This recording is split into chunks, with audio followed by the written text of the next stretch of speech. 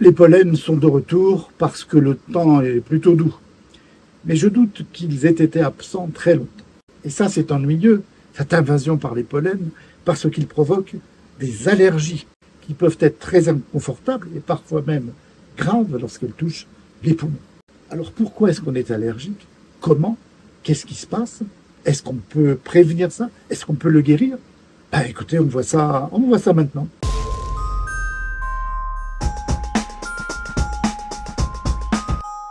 Il y a eu des alertes dans plusieurs départements et la nature et la quantité des pollens varient évidemment selon l'endroit où l'on est en France et selon l'espèce végétale, l'arbre ou la plante qui fleurit. Ainsi, au nord, c'est plutôt le bouleau. Il y en a partout des bouleaux.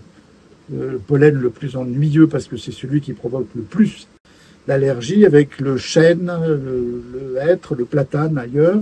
Dans le sud, c'est plutôt les cyprès. Et enfin, à l'ouest, ce sont les graminées.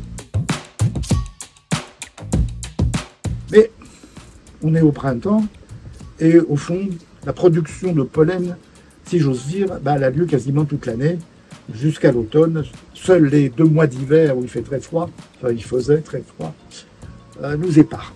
Qu'est-ce que c'est que le pollen? Le pollen, c'est un petit grain de poussière, visible non à l'œil nu parce que on a tous vu des tapis jaunes de pollen sur les carrosseries des voitures.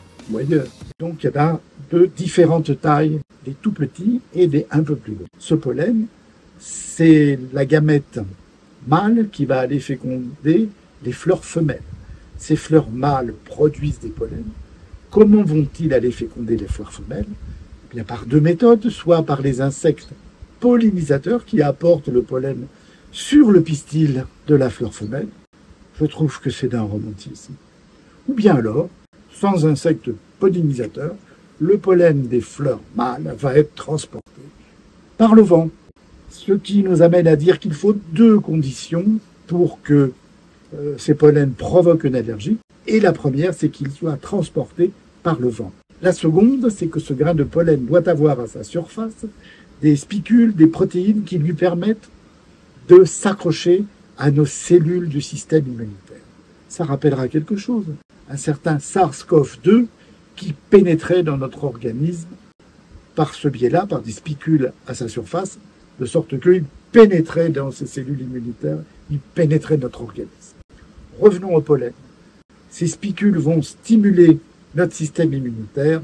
Donc c'est cette seconde condition qu'il y ait des protéines de surface qui puissent se fixer à nos cellules du système immunitaire. Le vent et la capacité de fixation. Et là, on a un pollen potentiellement allergisant. Alors ces pollens sont plus ou moins allergisants. Je vous disais, le bouleau est un des pires. Et on observe que pas loin d'un quart de la population française est victime d'allergie au pollen. Ce qui est quand même pas mal, c'est ce d'autant que ça augmente chaque année. Notre système immunitaire surréagit, il réagit trop. Lorsqu'il est en contact avec un grain de pollen, il le considère comme étranger, ce qu'il est, et dangereux, ce qu'il n'est pas. Et que donc certaines cellules de ce système vont produire des anticorps particuliers. On les appelle les immunoglobulines de type E ou IgE. Un peu plus tard, lorsque ces IgE sont stimulés, cette stimulation va conduire à la production d'histamine.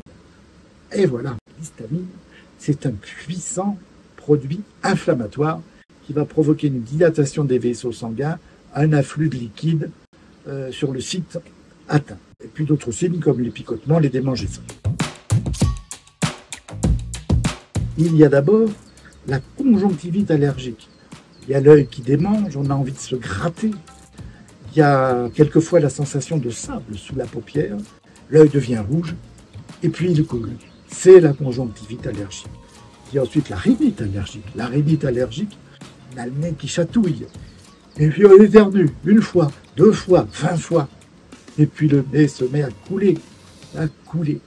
Et puis on a l'impression d'avoir une pastèque à la place du nez. C'est la rhinite allergique. On dit aussi le rhume des foins. Ce sont là les 2 principales manifestations de l'allergie due au pollen. Mais si les pollens parviennent au niveau des bronches ou des bronchioles et que celles-ci sont sensibles, cela peut provoquer une toux spasmodique, c'est-à-dire une toux qu'on a du mal à stopper,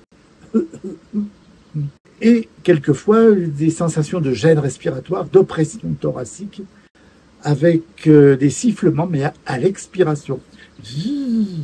Bon, c'est pas bien fait, mais c'est à peu près ça. Ouais. C'est un début d'asthme. On a vu que ces pollens provoquaient la libération d'histamine. Eh bien justement, on va utiliser des médicaments qui sont des antihistaminiques et qui sont très efficaces. Je voudrais vous en citer un, non pas parce que j'ai des actions auprès du laboratoire, parce que j'en connais certains d'entre vous qui ne vont pas manquer de faire la remarque. Non, je voudrais vous citer la cétirizine parce que vous pouvez vous en procurer en pharmacie, en petite quantité, mais sans ordonnance. Et que c'est bon pour ceux qui sont allergiques d'en avoir peut-être un peu d'avance. Cela dit, c'est à utiliser avec précaution, en suivant bien le mode d'emploi, et en faisant attention aux effets secondaires, parce qu'il n'y a pas de médicaments efficaces sans effets secondaires. Les principaux, ici, c'est la somnolence. Alors, un comprimé plus de l'alcool, là, vous êtes au tapis. Et puis, il peut y avoir des palpitations, des troubles du rythme cardiaque qui imposent l'arrêt immédiat. La cétirizine, on appelle cela aussi le Zyrtec, qui est peut-être un nom plus connu. Pour les yeux, il existe des gouttes à mettre dans les yeux, anti-allergiques, avec des antihistaminiques locaux ou des corticoïdes locaux. Et pareil pour le nez, on peut faire du lavage du nez au sérum physiologique, à l'eau de mer, ou alors avec des antihistaminiques locaux, voire des corticoïdes locaux. Ça, il faut voir ça avec votre médecin. À un stade de plus, si c'est plus grave, on utilisera les corticoïdes. Et là, c'est le passage chez le médecin qui est obligatoire. Pour les personnes qui se savent allergiques, il y a des précautions à prendre. C'est d'abord de consulter les calendriers polliniques. Le réseau national de surveillance aérobiologique, ou RNSA, vous tiendra régulièrement informé de l'état des pollens dans l'atmosphère. Pensez à le consulter. Alors, pour l'extérieur, il ne faut pas sortir quand il y a du vent. Il vaut mieux sortir après la pluie, pendant si vous voulez, parce que la pluie plaque les grains de pollen au sol.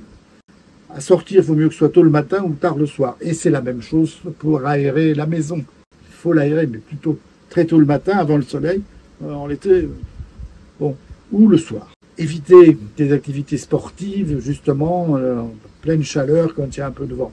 Préférez le soir. Se rincer les cheveux le soir, c'est aussi intéressant parce que ça enlève les grains de pollen. Et puis dans la maison, il ne faut pas en rajouter.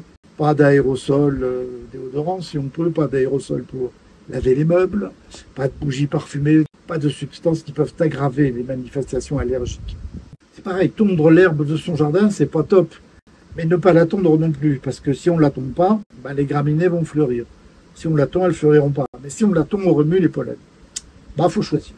Si on est très gêné, il y a les lunettes de protection, et puis les masques. Oui, je sais, mais bon, ça marche.